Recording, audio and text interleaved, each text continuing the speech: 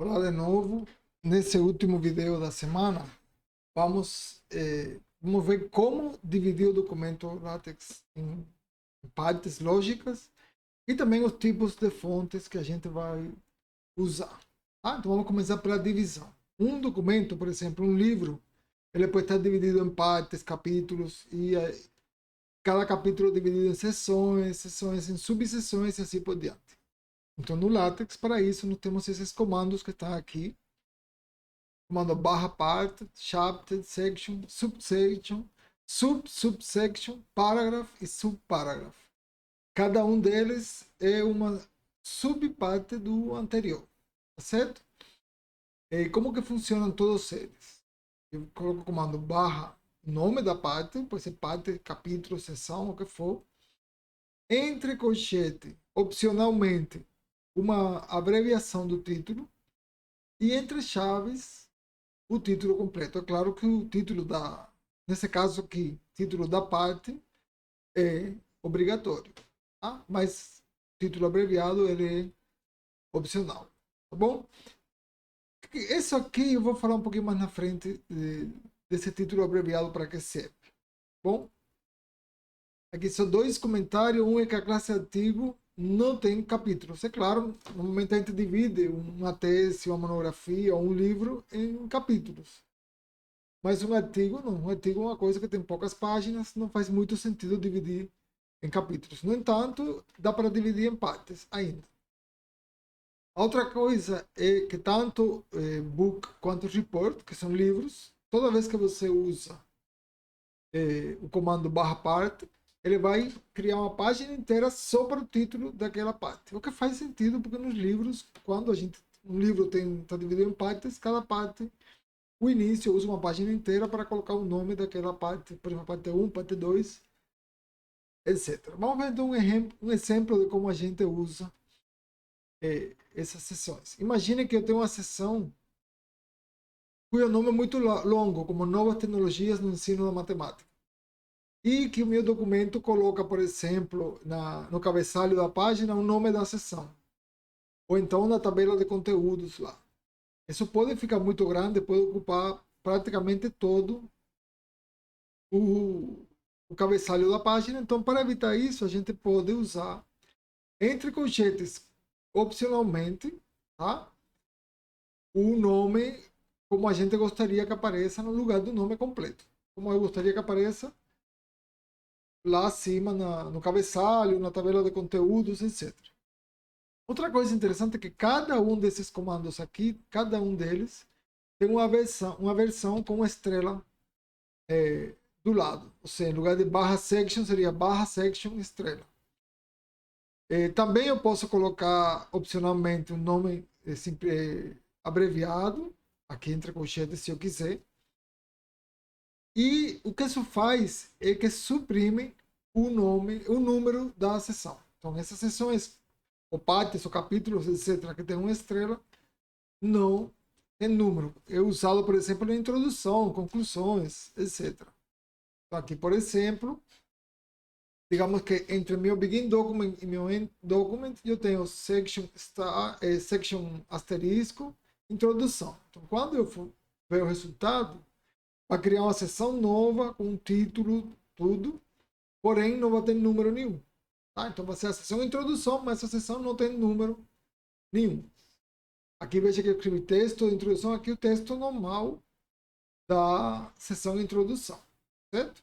A continuação, vou começar então a primeira sessão, e aí se, como eu não coloquei a estrela, ela coloca o número da sessão 1, e aqui embaixo então eu iria colocar o texto da primeira sessão, depois eu vou colocar em algum momento outro barra section e vou começar uma segunda sessão, então vai aparecer o número 2 e assim sucessivamente. Nós vamos fazer um exercício para vocês testarem tudo isso depois. Bom, e por último, essa semana vamos ver como modificar as fontes, ou seja, como modificar o texto que aparece aí. E eu tenho, em relação às fontes, são várias coisas. Primeiro, que eu posso mudar a fonte em si, o conjunto de caracteres que estou usando. Mas não é disso que eu estou falando, isso é mais avançado e eu não vou falar disso no curso.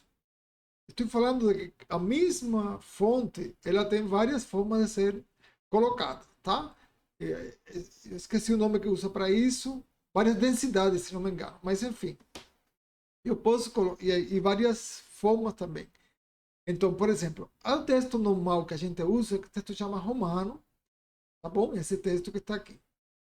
Mas eu posso ter sans serif, que sem esses grifos, esses tracinhos que tem aqui, por exemplo, no T, aqui, esses tracinhos, esses enfeites, se chamam serif, em essa linguagem da tipografia. Então, o texto sem serif tira todos os enfeites.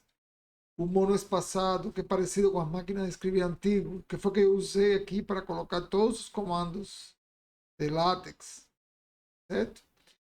O itálico, em negrito, é o texto mais ressaltado, mais grosso, né? O inclinado, que ele é parecido ao itálico porque ambos são inclinados, mas o itálico é um pouquinho mais estilizado, vamos dizer assim. E por último, small caps, que uma tradução literal seria pequenas maiúsculas, onde está todo em maiúsculo, só que as letras maiúsculas de verdade são maiores que as letras minúsculas, mas todas são desenhadas como letra maiúscula. Então, esses 2, 4, 6, 7 mudanças na forma de letra, sempre eu posso usar para elas o comando da forma barra text e duas letras que indicam o tipo. Então, para romanas RM, para sans serif SF, monoespaciado TT, itálico IT, negrito BF, que vem de boldface, em inglês, inclinada, que vem de slanted, então por isso SL e small caps SC. Bom, uma outra coisa que eu preciso fazer vocês notarem é que tem duas formas de eu fazer isso. Tá? Isso que a gente está vendo aqui, você vai colocar text XX, então XX é alguma dessas combinações de duas letras aqui, certo? E eu posso atingir o mesmo objetivo se eu colocar o comando barra XX aqui dentro da chave, tá? Por exemplo, aqui, digamos que a palavra texto eu quero escrever com pequenas maiúsculas. Dá no mesmo eu colocar text SC e entre chaves a palavra texto, ou entre chaves colocar a comando barra SC e a palavra texto também. Em ambos os casos, o resultado é o mesmo. Aqui usei esse comando e aqui usei esse segundo. Vejam que o resultado é exatamente o mesmo. Então, é claro que vem uma pergunta aqui. Por que eu tenho que ter dois comandos que fazem a mesma coisa? E a resposta é porque esses dois comandos, eles nem sempre fazem a mesma coisa. Tá? Primeira diferença entre eles é que esse comando aqui, text xx, o text com as letras da variante aqui da minha fonte, ele recebe um argumento. E é só aquele argumento que vai ter essa variante da fonte que estou usando. Tá? Já o barra xx, sem o text, ele não recebe nenhum argumento. Ele é um comando que não tem argumentos. E o que ele está dizendo é, olha, a partir daqui para frente, todo mundo que eu encontrar vai usar essa fonte. Mas reparem que tem uma chave aqui e outra chave aqui. Então, na verdade, isso funciona até eu fechar o escopo onde eu estou. Tá? Pensem, por exemplo, se estou em um entorno, isso vai funcionar só dentro daquele entorno. Se eu estou entre duas chaves, como aqui, vai funcionar só entre as duas chaves, mas só a partir do momento em que eu coloquei. Se eu tivesse um texto aqui na frente, ele não iria mudar. Tá bom? Daqui a pouquinho eu vou fazer um exemplo para vocês entenderem. Então, a primeira diferença é essa. Isso aqui, esse comando com a palavra text na frente é local, ou seja, só aplica a seu argumento, enquanto esse comando aqui é global, ele aplica todo mundo daí para frente que tem o mesmo escopo que ele. O mesmo escopo significa, por exemplo, se está entre chaves, tudo que está dentro das chaves.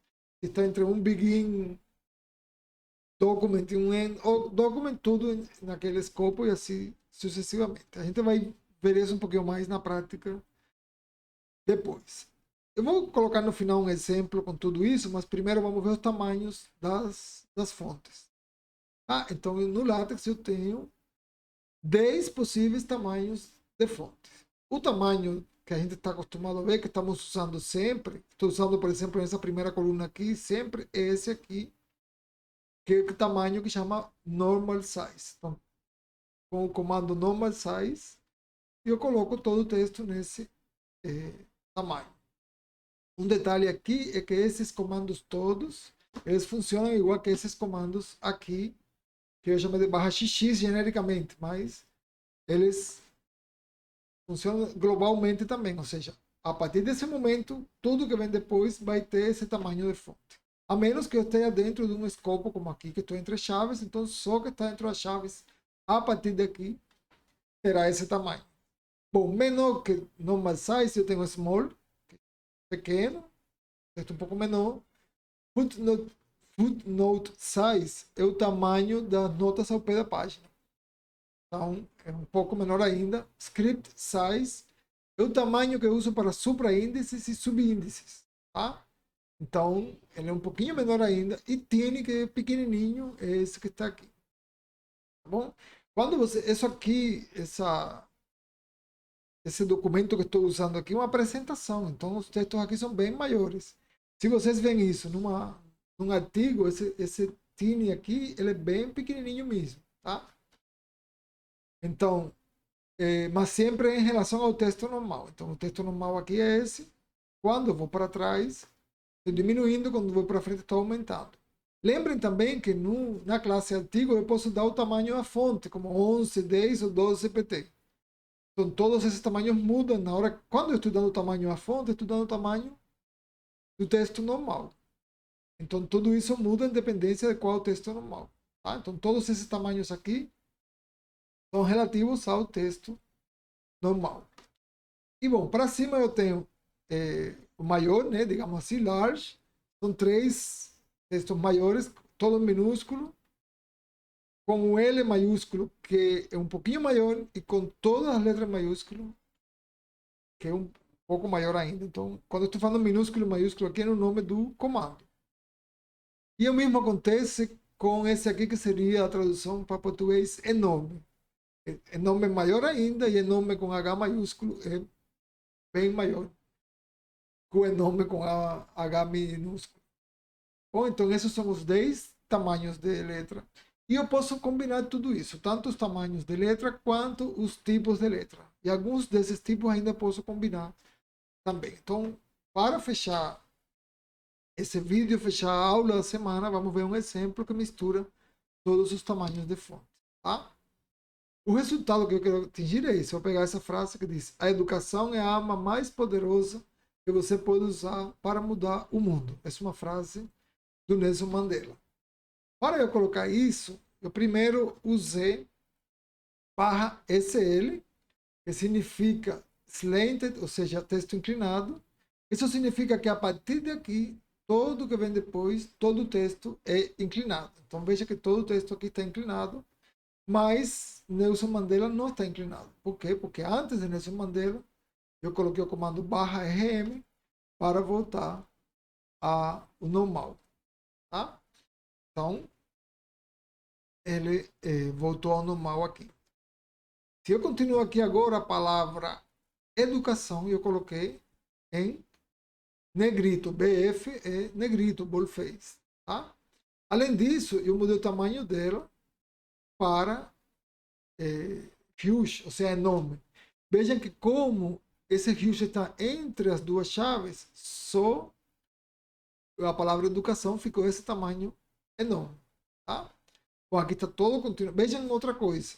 Como todo o texto aqui era inclinado, essa palavra educação ela ficou em negrito, enorme e inclinado.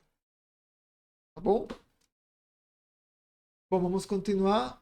Agora aqui a palavra poderosa eu fiz de tamanho maior que o normal, mas não tão enorme. E ainda em pequenas maiúsculas. Então ficou como se fosse maiúscula. Tá? E por último, a frase mudar o mundo, eu coloquei em tamanho maior, mas um maior todo maiúsculo. Então vejam que mudar o mundo está maior que poderoso. Tá? Tem dois níveis de tamanho no meio. Então é isso. Vejam que eu posso combinar tudo. Tá? Os tipos de fonte, os tamanhos de fonte. Eu posso fazer isso dentro de uma sentença.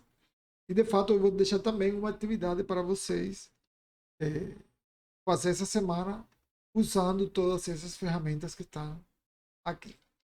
Bom, bom, isso é tudo por essa semana. A gente estudou bastante coisa. A gente já sabe fazer documentos látex. A gente já sabe colocar fontes com formas diferentes e com tamanhos diferentes. A gente sabe colocar as seções nos documentos. A gente sabe escolher o tipo de documento que a gente vai querer, já seja artigo, livro, reporte, o que for. Enfim, a gente sabe adicionar novos pacotes, como o pacote Babel, para a gente poder usar as coisas em português. A gente sabe colocar título, autor. Enfim, a gente em essa semana aprendeu muita coisa. Já dá para fazer documentos no LaTeX tranquilamente. Uma coisa que a gente ainda não aprendeu é usar fórmulas matemáticas, e é isso que a gente vai aprender na próxima semana. Então, bom estudo para todos. Boa semana.